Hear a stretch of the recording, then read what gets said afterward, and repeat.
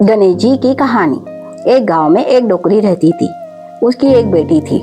वह रोज सूरज भगवान, पथवारी माता, गणेश जी, बड़ देवता, पीपल देवता, तुलसी माता, इन सब की पूजा पाठ करती, कहानी कथा सुनती और फिर जिमती थी। यह उसका रोज का नियम था। वह अपना नियम कभी नहीं छोड़ती थी। ऐसे करते करते बहुत दिन हो गए। एक दिन डोकरी की बेटी को लड़के वाले देखने आए। लड़के वालों ने कहा, टोकरी टोकरी, तुम्हारी बेटी की शादी हमारे बेटों से करोगी क्या? तो डोकरी ने कहा, मेरी बेटी के तो बड़े नियम हैं। जिस घर में मेरी बेटी के नियम निभेंगे उसी घर में मैं अपनी बेटी की शादी करूंगी। तो लड़के वाले ने पूछा, आपकी बेटी के क्या नियम हैं? तो उसने कहा, मेरी बेटी तो रोज सुबह सूरज भगवान, पथवारी माता, गणेश जी, बड़ देवता, पीपल देवता, तुलसी माता, इन सब की पूजा पाठ करती है, कहानी कथा सुनती है और फिर जिमती है। तो लड़के वालों ने कहा, कोई बात नहीं, आपकी बेटी के सारे ही नियम हम अपने घर में निभा देंगे। आप अपनी बेटी की शादी हमारे घर में कर दो। तो डोकरी माई ने अपनी बेटी की शादी बड़े ही धूमधाम से उस घर में कर दी। शादी हो गई और 5-6 महीने नियम तो बहुत अच्छे से चला। लेकिन एक दिन घर में बहुत लड़ाई हो गई। देवरानी जेठानी कहने लगी, ये क्या कल की नई नई आई है और देव देव करती रहती है, सारा काम क्या हम ही करे? तो डोकरी की बेटी कुछ बोली नहीं।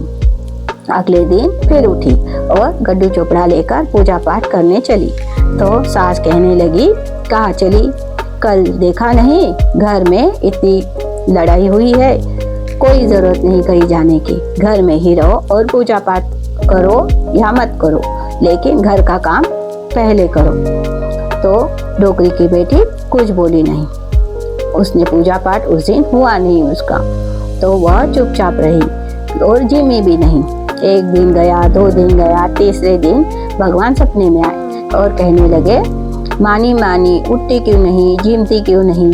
तो उसने कहा, भगवान मेरे तो आपके रोज के नियम हैं। मैं आपकी पूजा पाठ करती हूँ, कहानी कथा सुनती हूँ और फिर ही जिमती हूँ।